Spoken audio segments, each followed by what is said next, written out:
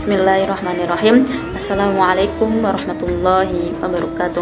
Perkenalkan, nama saya Nada Syu'ur Rahmaniyah dari kelas IAC 4 dengan NIM 20040426129 akan menjelaskan mengenai tafsir atau materi dari usul tafsir dari awal sampai akhir. Yang pertama itu ada tafsir.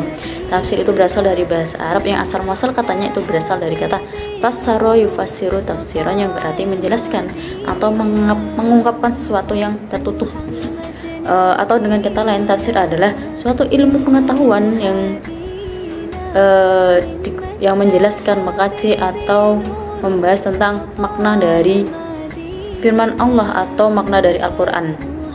Kemudian orang yang menafsirkan itu disebut dengan mufassir. Tentunya sebagai mufassir itu ada beberapa syarat. Di antaranya itu adalah satu, memiliki akidah yang benar, dapat menjauhi dosa, menjauhi hawa nafsu. Selain itu mencari dengan tafsir bil Quran atau hadis, atau dengan dari sahabat atau tabi'in, menguasai ilmu bahasa dan Al-Quran, memiliki ketelitian yang tinggi. Selanjutnya itu mengenai sejarah perkembangan tafsir, yang dimana itu terdapat pada tahap periode antara lain pada masa Nabi Muhammad, itu masa awal perkembangan Islam, sehingga tafsir disusun secara pendek dan ringkas karena penguasaan kebahasa Arabannya, yang dimana mereka meratakan sumber Al-Quran dengan memaknai Al-Quran itu dengan Al-Quran, kemudian Al-Quran dengan hadis.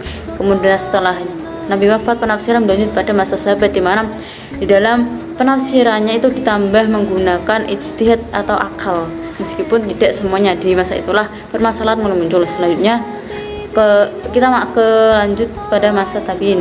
Pada masa ini menggunakan Al-Quran, hadis, pendapat sahabat, ahli kitab, dan ijtihad. Pada masa ini penafsiran semakin berkembang seiring dengan Islam semakin meluas. Lalu berlanjut pada masa kodifikasi tafsir, yang dimana dimulai pada akhir Bani Umayyah dan pada awal Bani Abbasiyah, sehingga saat itu sumber dalam penafsiran itu ada bil maksud dan bil ra'yi. Bil maksud ada penafsiran yang bersumber dari riwayat atau dari Al-Quran, dari hadis, pendapat sahabat, dan lain sebagainya. Kemudian yang bil ra'yi adalah penafsir berdasarkan ijtihad atau pikiran.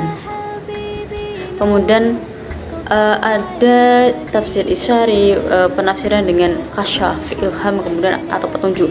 Kemudian untuk metodenya ada metode tahlili, ismali, mawdu'i, dan muqaran. Tahlili adalah mencakup semua aspek dalam ayat Al-Quran. Kemudian kalau ijmali itu hanya menjelaskan kosakata dan makna utama pada ayat tersebut. Kalau mawdu'i sesuai dengan judulnya itu kita menafsirkan sesuai dengan tema yang telah dipilih, atau tema misal tema sholat, tema zakat begitu. Kemudian yang terakhir ada muqaran. Muqaran ini tafsir memperbandingkan antara satu dengan yang lainnya, hanya mengumpulkan kesamaan, perbedaan, atau hubungan antar ayat yang ditafsirkan. Kemudian yang selanjutnya itu selain itu di dalam penafsiran yang ada disebut dengan takwil. Takwil adalah menerangkan suatu makna tersirat pada suatu ayat, atau menafsiri suatu ayat yang memiliki makna tersembunyi. Sumbernya adalah penafsiran dengan Al-Quran dengan hadis, dan juga Al-Quran dengan bahasa. Selanjutnya ada horib, arab, dan mutarotif. Horib itu sesuatu yang masih membutuhkan penjelasan khusus dalam menjelaskan itu, butuh bantuan seperti syair atau ayat Quran atau pembahasan lainnya. Yang sedangkan mu'arab itu kalimat yang bisa berubah-ubah karena bedanya amil yang masuk. Sedangkan mutarotif adalah sinonim atau persamaan kata. Contohnya adalah naba itu sama dengan khobarun, di mana sama-sama memiliki arti kabar. Kemudian selanjutnya mustaraf adalah suatu lafal yang menunjukkan dua makna atau lebih. Contohnya bisa diartikan dengan tangan kanan atau tangan kiri. Kemudian mutasyabih adalah lafaz yang memiliki arti yang belum pasti, kayak alif lam mim, alif lam ra, dan itu hanya Allah yang tahu artinya. Kemudian mujmal berarti sesuatu yang membutuhkan beberapa makna.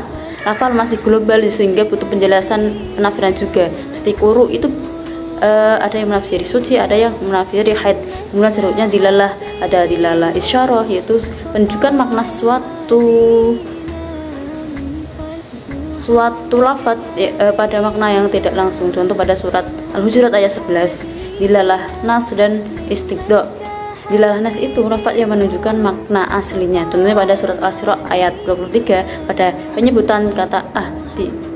Kemudian yang selanjutnya adalah dilalah iqtido, lafaz yang tidak menjelaskan makna aslinya secara pasti. Contoh pada surat Al-Maidah ayat 3, diharamkan bagimu bangkai. Diharamkan itu berkaitan dengan perbuatan yang ada kaitannya dengan materi, apakah diharamkan dengan rabam ataupun yang lainnya, jadi belum kita ketahui. Baik, itulah materi yang saya sampaikan. Mohon maaf apabila ada banyak kesalahan. Wassalamualaikum warahmatullahi wabarakatuh.